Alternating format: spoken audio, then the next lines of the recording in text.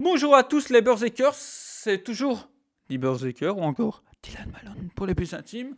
J'espère que vous allez bien. Et oui, ça fait un moment qu'on s'était pas retrouvés entre nous, en intime, puisque ça fait déjà quasiment un mois. Je vous ai pas fait de vidéo, ou du moins qui vont rester sur la chaîne parce que j'avais tenté deux, trois petites vidéos. Mais voilà, peut-être le fait que je manquais de pertinence sur les sujets en question fait que ça vous passe à côté, voilà, ou que vous les aviez ratés tout simplement. Mais bref, c'est pas grave, je reviens donc pour parler de mes achats lecture du mois, voire de l'été probablement, vu qu'il y en a 5, surtout un pavé, et que j'en ai encore 2 en stand-by, que je vous rappellerai par la suite. Donc pour ceux qui ne savent pas, qui débarqueraient ici dans ce genre de vidéo, sur cette vidéo, peut-être qu'ils apprendraient à me connaître ici. Le but de celle-ci, c'est déjà de dire mes achats petit à petit, de vous les citer, de vous en donner les pitchs et de pourquoi je les ai pris.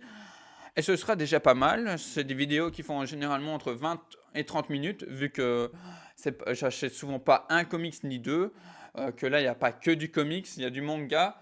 Donc voilà, des petits trucs à dire sur tout ça, principalement de l'univers d'ici et, comme je le disais, du manga, mais du manga type... du Furio, voilà, du Furio et du DC. C'est des sujets qui me parlent beaucoup et qui m'aideront, continueront de m'aider à bien établir les univers de mon côté que j'essaye de faire en court métrage, entre autres. Et puis parce que j'aime bien tout simplement, etc. Mais je vous en parle plus davantage par la suite. N'oubliez pas le petit like si vous aimez ou pas cette vidéo, pour ne rien rater aussi de cette jeune chaîne. Je le rappelle, jeune chaîne, bien que ça fait plusieurs années que je suis sur YouTube, à toujours essayer de me trouver.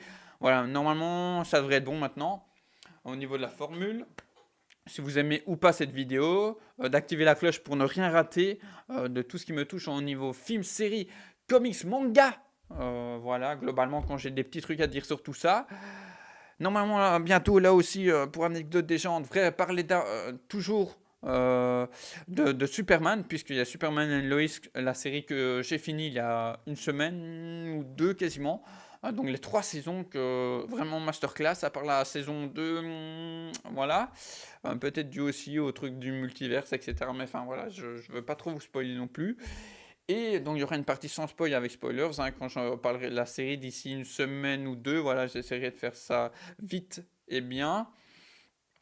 Et que dire de plus Ben voilà, c'est pas mal, c'est pas mal. Merci à vous d'être là. On se retrouve tout de suite. Voilà, après cette transition toujours aussi pourrie, je tenais à vous rappeler que je suis toujours sur la saga Harry Potter avec le gros pavé que j'ai ici. Oups. Ouais. Donc je rappelle, qu'est-ce que c'est le nom? J'étais tombé sur une... déjà, comment je suis tombé? Donc moi je vis près de Francorchamps, mais des fois je monte en ville, et en ville c'est à Liège de mon côté. Je tombe sur la boutique Harry Potter. Bon, j'avais un peu cherché parce que j'étais dans ce coin-là. Et puis ici, qu'est-ce que ça dit? Des romans à l'écran, toute l'histoire de la saga au cinéma. Donc évidemment, c'est un recueil d'anecdotes de comment par exemple Daniel Radcliffe a été recruté pour jouer Harry Potter, Ralph Fiennes. On a des anecdotes sur le travail des costumes, voilà tout l'envers du décor qui était possible d'avoir en petites anecdotes. On l'a ici. Vous voyez, je vais pas dire presque fini, mais j'en suis à la moitié du coup. Et enfin presque à la moitié. Et là, je suis arrivé, on va dire, dans les backstage, les behind the scenes, vraiment anecdotes, comme je disais, de films. Surtout là sur le dernier, hein, donc le 8e volet, les répliques, les reliques de la mort partie 2 il me semble, en tout cas la partie 1 et 2. Donc voilà, je suis qu'au début parce que c'est un sacré morceau évidemment. Donc voilà par exemple comment c'est illustré. Je sais pas si vous voyez bien. On peut avoir vraiment des doubles pages ici où ils prennent le temps de développer un petit peu plus certaines techniques, comme par exemple ici les 7 Harry Potter, les 7 Harry. Ce qui me fascine toujours autant, moi, en tant que jeune réalisateur amateur, et qui fait que quand je lis ça, qui fait que je souhaite et essaye de continuer de me battre là-dedans. Voilà, par exemple, par la suite, je vais tomber sur le travail des gobelins de Gringotts. Ensuite, quand j'aurai fini la partie film, vraiment construction des films, pour une construction, adaptation, parce qu'ils en parlent aussi par moment, je viendrai sur, donc voilà, vous voyez des concept art de la fameuse bataille, si je ne dis pas de bêtises. je passerai à la partie des personnages. Donc voilà, comme ils disent ici, hein, donc là c'est, vous voyez pas bien à cause de la lumière, mais le glossaire des personnages important. Donc Harry Potter, voilà, ça je disais l'autre fois dans le Pop and Chill 2 sur Réservoir Pop que c'est intéressant du coup de voir à chaque, au moins d'avoir regardé une photo par film pour voir l'évolution de l'acteur personnage. Donc voilà, je suis curieux de voir tout ça. Donc voilà, c'est deux trois pages sur les persos, c'est déjà pas mal. Ron Weasley, etc., etc. Puis il y aura le bestiaire. Enfin voilà, de beaux petits trucs, vu qu'en plus, l'univers que je souhaite faire du coup, dans quelques années, voilà, comme beaucoup de réalisateurs, je souhaite évidemment avoir mon truc. Pour parler de certaines thématiques, choses que j'aimerais mettre en avant, qui sont intemporelles, hein, voilà, que je suis pas le seul à avoir traité du sujet. Eh bien, il y a quand même des Star Wars, Harry Potter, ça m'a fortement influencé. Forcément, il y aurait, je pense, des gens qui pourraient s'y retrouver si mon univers arrive à être réalisé un jour, voilà. Au moins que ça touche le public belge, voire francophone. Bref, voilà, la Bible, Harry Potter, je l'ai en main, comme ça j'ai plus d'excuses. Je dis, j'ai pas le temps. Enfin, j'ai pas le temps, j'ai du temps, mais des fois, je prends pas assez sur les univers que j'aime bien. Donc voilà, j'ai tout ici à portée de main sur l'univers d'Harry Potter, en tout cas les bases. Ça, c'était la partie Harry Potter. Je suis toujours sous les X-Men intégrale. Donc là, 66, je suis toujours dessus. Ça fait 2 mois. 2 mois que je suis dessus. Parce qu'ici, il y a pas quelques issues. Il y en a 4, 8, 12. Je crois que j'en ai lu 8, 8 ou 9 sur 12. Ah ouais, c'est ça, hein, ouais, ouais. 4, 8, 12. Ouais, c'est ça. J'en ai lu 8 ou 9. Et ben, c'est compliqué, donc là c'est l'année 66.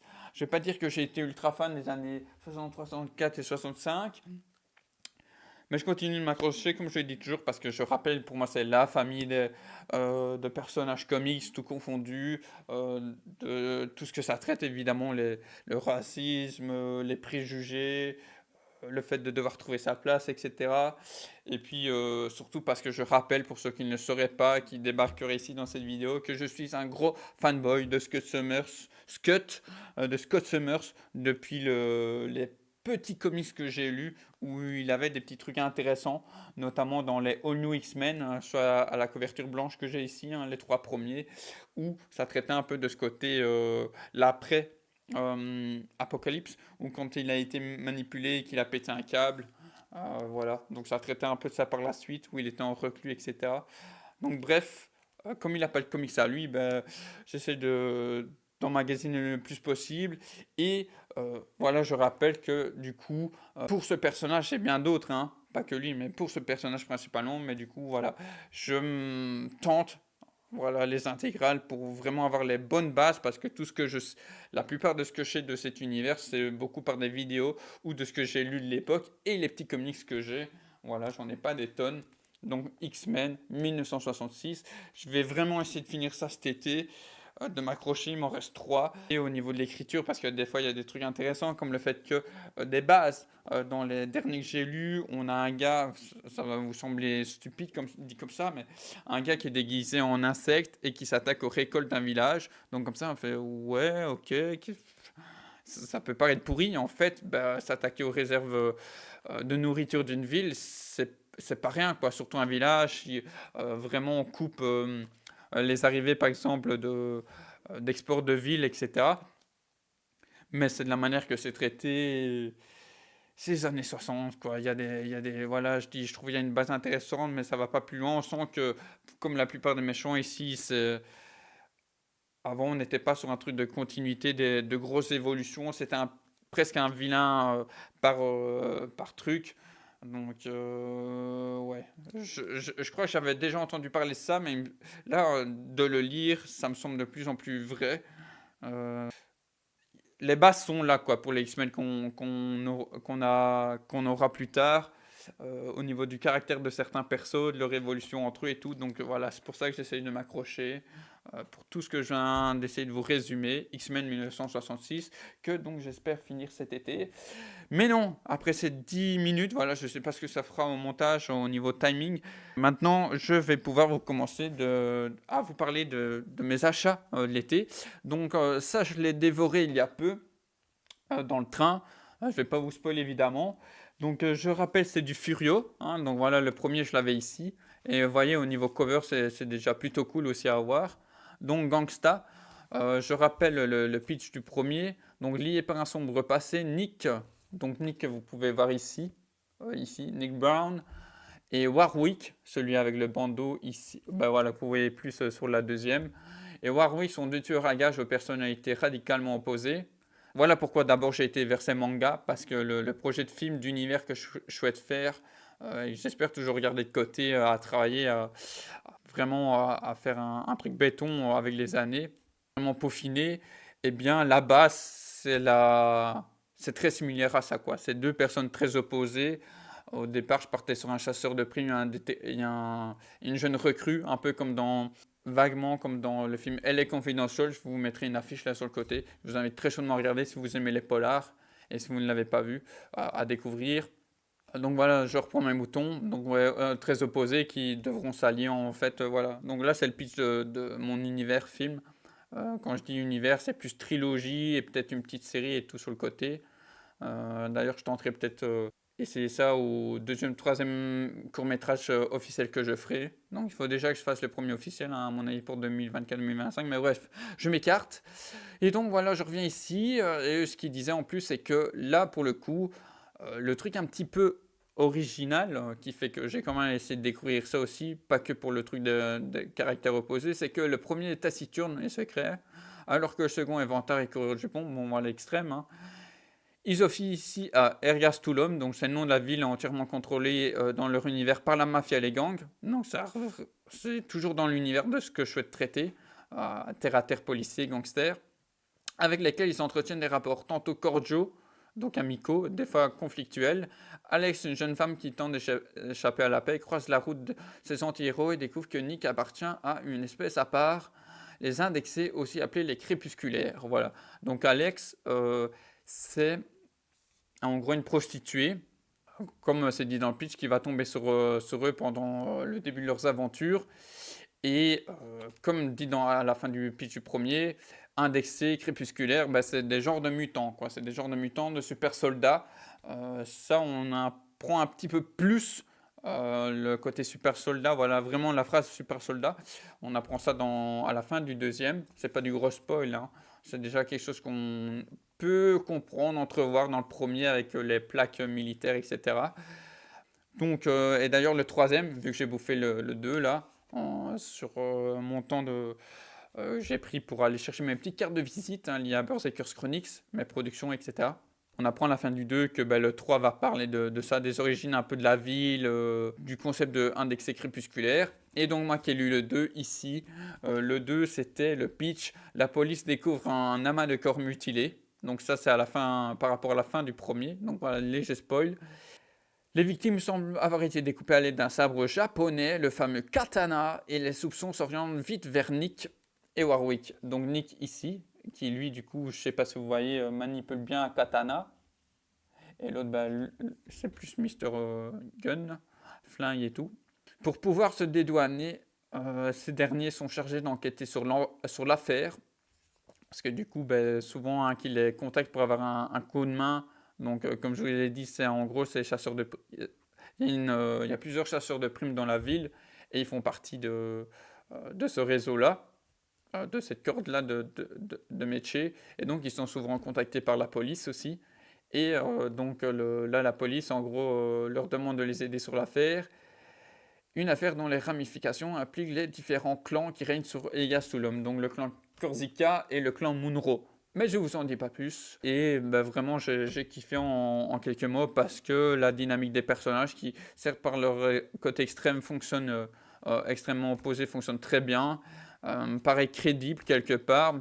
Voilà, c'est un truc assez intemporel qui a fait un peu mouche, qui a, qui a fait mouche, qui a été fort mis en avant dans les années 80, dans pas mal de buddy cops movies, hein, notamment Lethal Weapon, etc. Donc l'arme fatale. Et je trouve que cette recette fonctionne très bien ici. Pareil avec la prostituée qui apporte son petit plus, puisque par exemple par rapport aux deux, enfin oui, les deux carrément, ça développe un peu davantage aussi leur humanité. Donc voilà, par exemple ici, léger spoil, ben lui, le blond, comme ça vous sauriez pas, enfin, vous sauriez pas savoir que, mais c'est un gigolo et il y a une petite explication du pourquoi. Voilà, ils s'en font pas des tonnes non plus, mais voilà, ça, c'est drôle de dire ça comme ça. Enfin, je sais pas si ça vous paraîtra drôle, mais du coup, voilà, cet univers de gangsters, etc. Tous ces petits trucs font que ça prend sens. C'est un bon petit manga si vous aimez les furios avec de la bonne action, très fluide.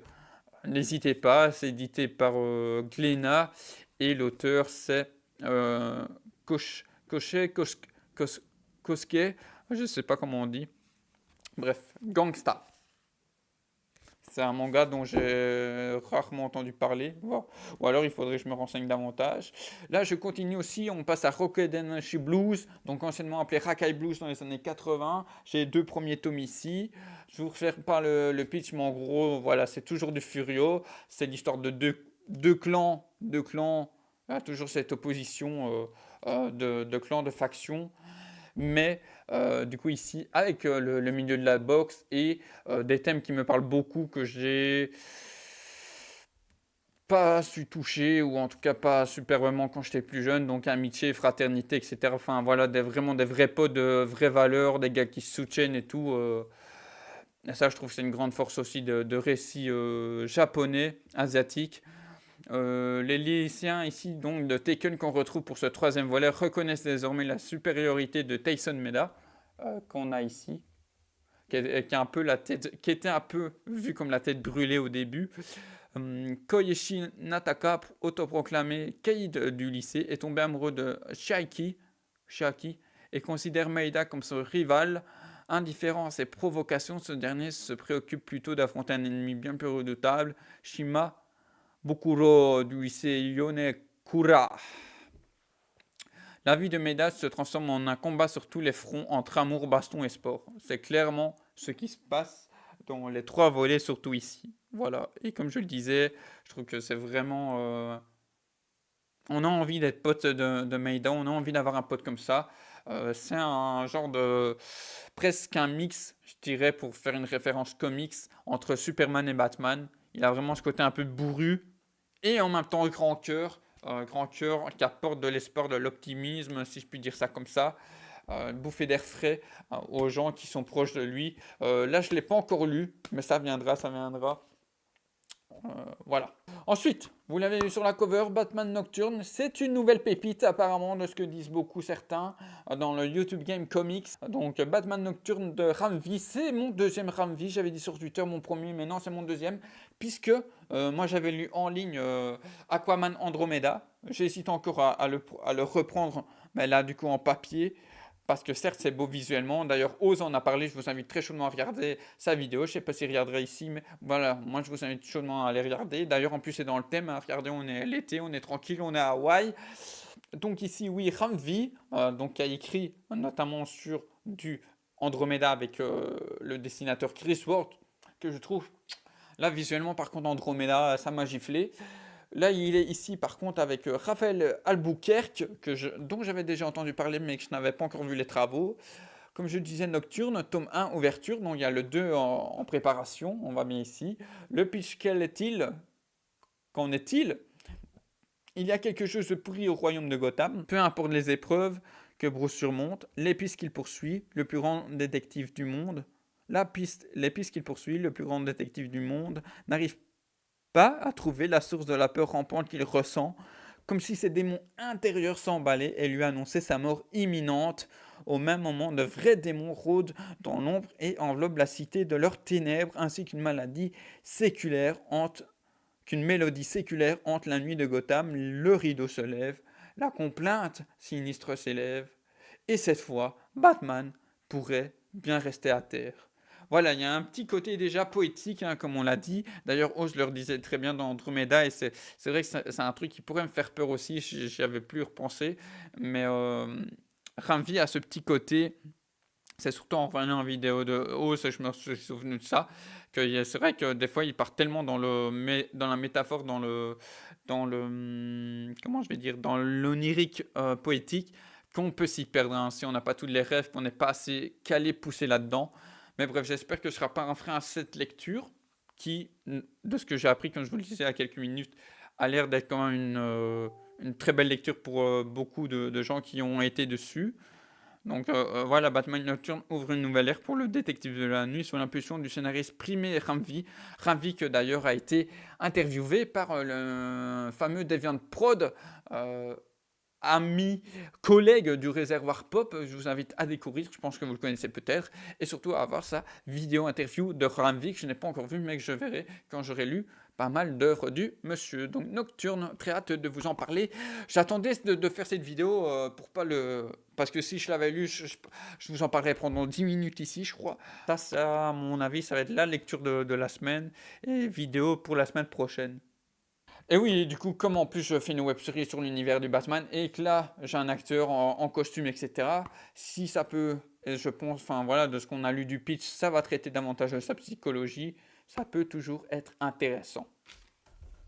Ensuite, toujours sur l'univers du Batman, je m'y mets enfin à ce troisième volet des New 52.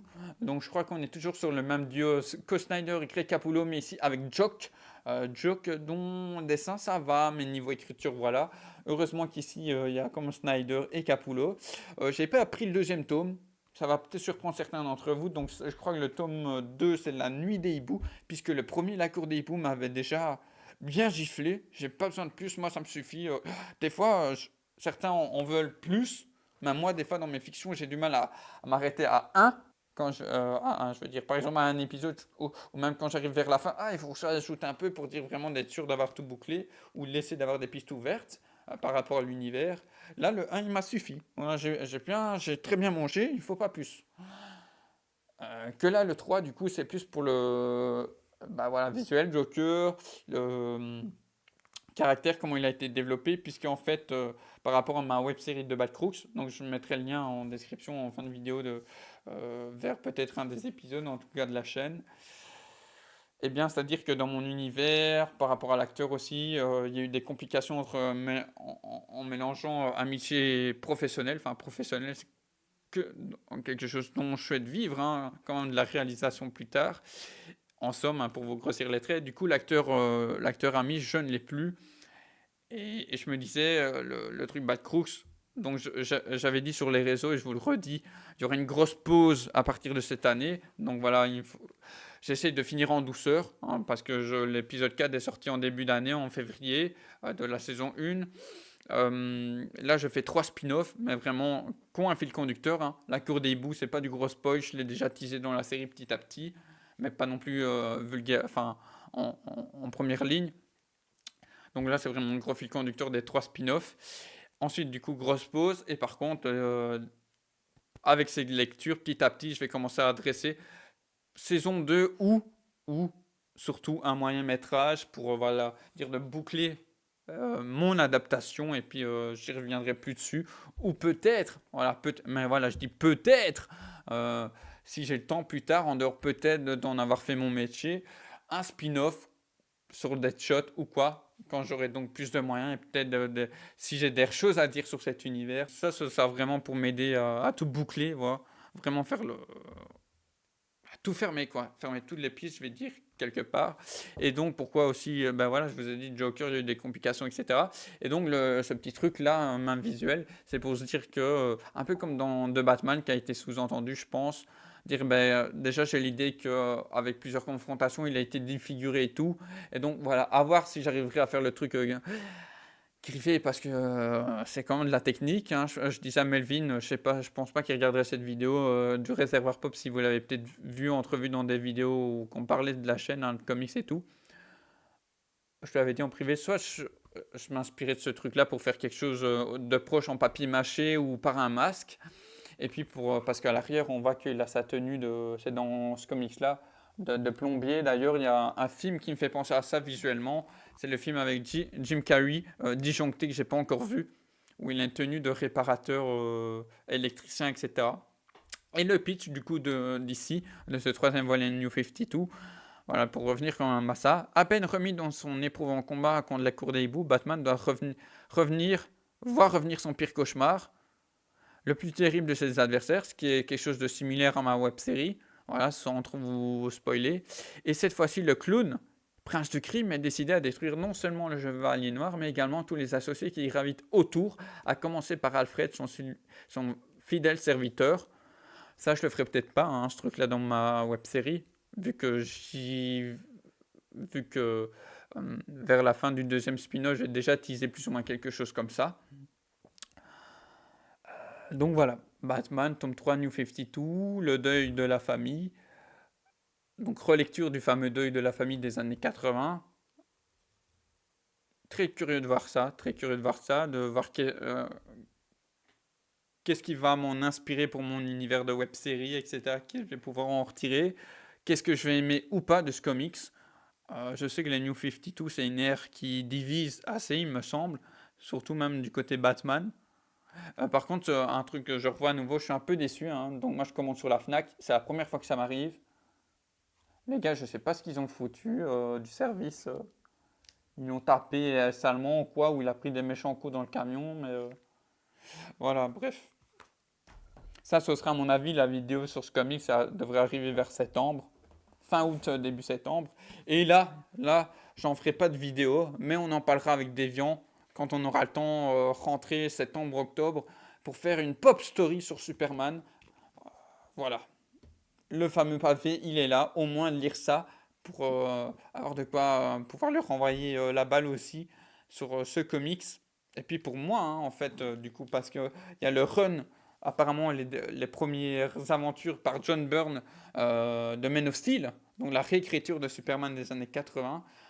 D'ailleurs ici, ben, ça commence 87. À l'arrière, on nous dit, par contre, à partir de 1986, vous voyez, tellement que c'est lourd, je vais le tenir à deux mains. Et suite au nouveau statu quo défini par la crise des terres infinies, Crisis, ouais c'est ça, hein, Infinite on Crisis Earth, un truc comme ça. DC Comics on Infinity Earth, voilà c'était ça, Crisis on Infinity Earth en anglais. DC Comics, on pourrait dire DC, hein, parce que comme l'entrée a remarqué, c'est DC Comics Comics. DC confie ses héros emblématiques à une nouvelle génération d'auteurs.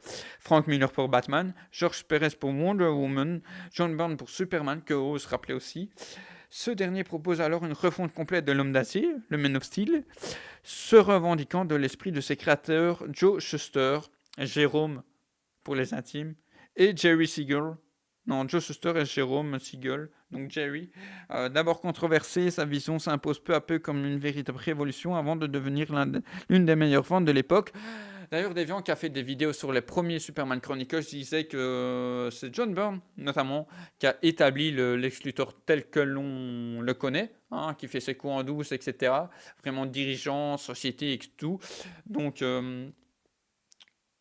dirigeant, société corrompue, etc. Et avec sa petite complexitude aussi, nuance. Donc c'est un des trucs aussi qui fait que j'ai très hâte de lire ça. Moi j'avais lu les premières pages sur la toile. Ça m'avait moyennement convaincu. Mais là vraiment, là j'ai pas d'excuses, j'ai plus d'excuses, j'ai les grandes bases. Le justicier passe donc rapidement de personnage classique à l'une des icônes les plus modernes de la pop culture. La collection DC Chronicles rassemble dans l'ordre chronologique de leur publication l'ensemble des séries propres à un personnage ou une équipe enrichi, quand j'ai l'équipe JSA, coucou, enrichi de récits complets marquants. Ces albums sont accompagnés de textes éditoriaux recontextualisant les épisodes, ce qu'on n'a pas dans les Marvel intégrales. Et ça, c'est un peu dommage. Les épisodes, des commentaires des éditeurs ainsi que des extraits de courrier des lecteurs de l'époque. Et ça, je crois aussi, une nouvelle fois, je reviens vers Oz, parce que je crois qu'il en avait parlé dans sa vidéo il n'y a pas si longtemps que ça, de Superman Chronicles, son avis dessus. Je sais plus le titre de sa vidéo, mais voilà, vous pouvez tout retrouver. Donc là, ce volume contient les épisodes des séries Man of Steel 1 à 6, Superman 1 à 4, ouais, parce que plusieurs, pour ceux qui ne le sauraient pas, parutions sur l'Homme d'Acier, différentes. Action Comics 584-587 et Adventures of Superman, des issues 424 à 428. Voilà, ça, je lirai ça quand j'aurai fini le X-Men, et je lirai ça vraiment petit à petit. Il y a les Batman aussi Chronicles, mais ça je prendrai vraiment, on va dire, un Chronicles par mois, si j'arrive à finir un par mois déjà. J'espère vous avoir donné envie d'aller vers certains d'entre eux. N'hésitez pas à me dire vos lectures, vous, du mois de juin, de cet été que vous avez commandé. Je suis curieux de voir ça, d'en parler avec vous dans l'espace commentaire si vous êtes toujours là. Je vous remercie d'avoir été là. Donc, n'oubliez pas le petit like si vous avez aimé ou pas cette vidéo. De vous abonner si ce n'est pas encore le cas pour ne rien rater de cette jeune chaîne en construction sur l'univers, autour de l'univers comics, films, séries et un petit peu manga, un poco manga, si je le dis bien en italien, il me semble. Je vous fais la grosse bise et on se retrouve dans une semaine ou deux pour le Pop and Chill 3 sur Réservoir Pop pour parler de mon film, ma série, mon comics ou manga du moment quand un ou deux confrères du Réservoir Pop sera disponible aussi. Et pour vous laisser, j'ai été voir hier, donc là on est jeudi quand j'enregistre, j'ai été voir hier le Mission Impossible 7, MI7, et je pensais pas autant prendre mon pied. Donc voilà, pour la partie, finir cette vidéo, si vous aimez Mission Impossible, la saga Tom Cruise, Ellie Atwell, donc Peggy Carter les gars, allez-y. Et je parle pas que de son physique, hein. Allez-y, vraiment bien développé, je pensais pas dire ça dans une Mission Impossible un jour, oulala, oulala.